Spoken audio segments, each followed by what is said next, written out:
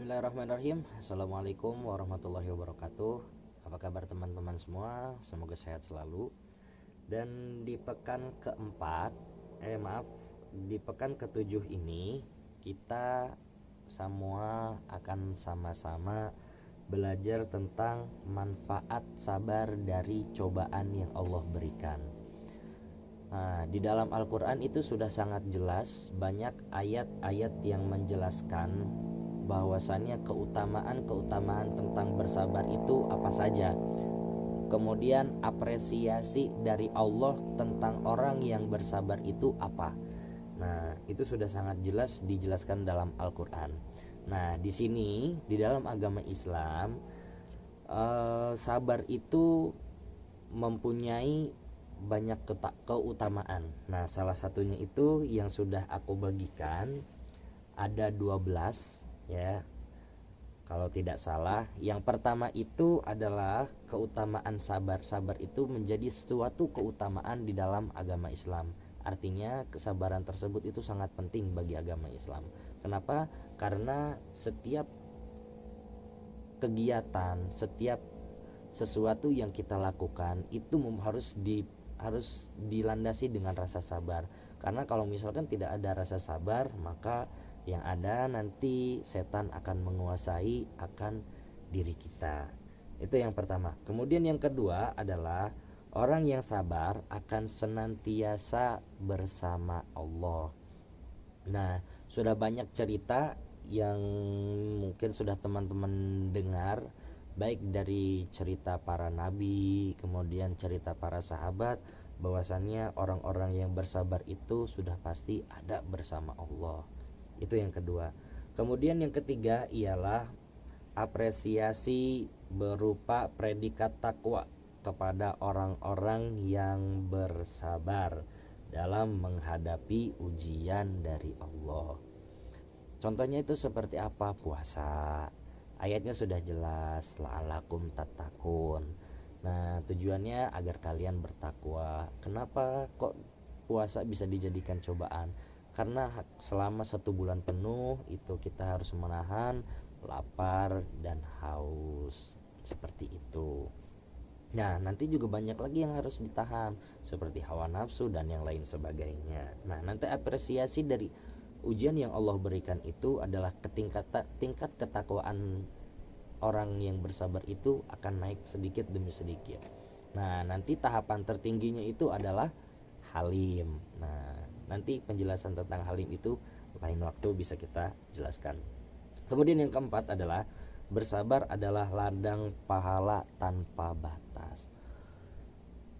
Mungkin banyak seperti kayak ya yang di sinetron banyak sekali cerita ataupun tontonan yang mengisahkan tentang seseorang yang bersabar.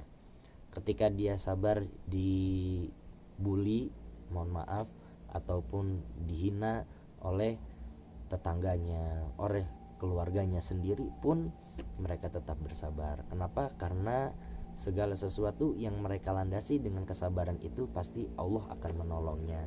Seperti itu. Itu yang keempat. Kemudian yang kelima adalah Allah menjanjikan kabar gembira bagi orang-orang yang bersabar.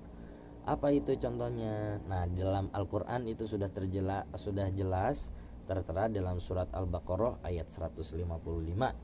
Nah, nanti teman-teman bisa membaca langsung artinya itu seperti apa. Kemudian yang keenam adalah orang yang bersabar adalah orang yang mulia. Seperti itu. Kita berkaca sajalah kepada sang Nabi Muhammad.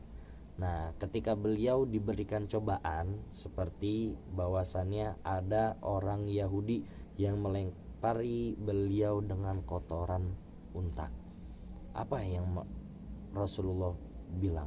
Ketika ada malaikat yang membisikkan, "Wahai Rasul, memohonlah kepada Allah agar kami membinasakan mereka semua." Lalu Rasulullah menjawab apa? Jangan. Suatu saat nanti mereka akan menjadi orang yang bertakwa. Itu doa Rasul. Nah, maka Rasulullah itu sangat bersabar dalam menghadapi situasi apapun. Nah, kita sebagai umatnya juga harus mencontoh apa yang telah diberikan oleh Rasulullah SAW. Kemudian yang ketujuh ialah orang-orang yang sabar akan mengambil hikmahnya. Ketika dia mendapatkan cobaan atau ujian dari Allah, nah dia akan mengambil hikmahnya. Hikmahnya itu apa? Ujian dari Allah tuh seperti ini. Berarti kalau seandainya nanti ada orang yang merasakan hal yang sama, aku udah punya solusinya. Kenapa? Karena aku sudah pernah mengalaminya. Nah, hikmahnya seperti itu. Jadi nanti bisa menjadi sebuah pengalaman pribadi untuk dibagikan atau dijadikan cerita ke orang lain. Kemudian yang kedelapan ialah orang sabar akan memperoleh keberuntungan dan keselamatan. Seperti itu. Dan yang kesembilan ialah sabar mewariskan derajat kepelaporan dan kepemimpinan. Nah, karena ada sebuah hadis yang mengatakan bahwasannya ada 7 golongan yang akan mendapatkan naungan di hari kiamat nanti, di mana tidak ada naungan sama sekali yang diberikan oleh Allah Subhanahu wa taala kecuali kepada untuk 7 orang ini. Dan salah satunya itu adalah imamun adilun, yang artinya imam yang adil. Artinya maksudnya ialah imam yang selalu bersabar, artinya pemimpin yang selalu bersabar. Seperti itu. Jadi gambaran bersabar itu tidak bisa kita artikan secara global, secara satu arti aja. Sabar, sabar itu kalau misalkan kita dihina udah diam aja, doain yang baik. Tidak seperti itu. Tapi masih banyak rincian global atau lebih banyak lagi arti dari kata sabar tersebut. Kemudian yang ke-10 ialah sabar merupakan bagian dari iman. Nah, sabar itu adalah salah satu pondasi iman. Nah, kenapa? Karena dari rukun iman. Nah, dari rukun iman semua yang kita jalani selama ini itu harus juga kita dasari dengan kesabaran. Kenapa? Pasti sudah ada tujuannya. Ketika kita beriman kepada Allah, kenapa muncul umpama ada pertanyaan, mohon maaf, kenapa kita harus beriman kepada Allah sedangkan kita nggak pernah melihatnya, bentuknya aja kita nggak tahu. Nah, jangan sampai kita langsung berpikiran seperti itu. Kita harus bersabar bahwasannya ketika kita ingin bertemu dengan Allah ataupun ingin melihat wujud Allah itu seperti apa, sabar. Sabarnya gimana? Dengan mengikuti semua prosedur yang telah Allah ajarkan dan yang telah Rasulullah ajarkan juga. Nah, semoga dengan mengikuti semua yang diperintahkan oleh Allah dan Rasulnya, kita sudah pasti akan mencapai apa yang tadi kita inginkan. Kemudian yang ke-11 ialah sabar membuat kita lebih peka terhadap kekuasaan Allah.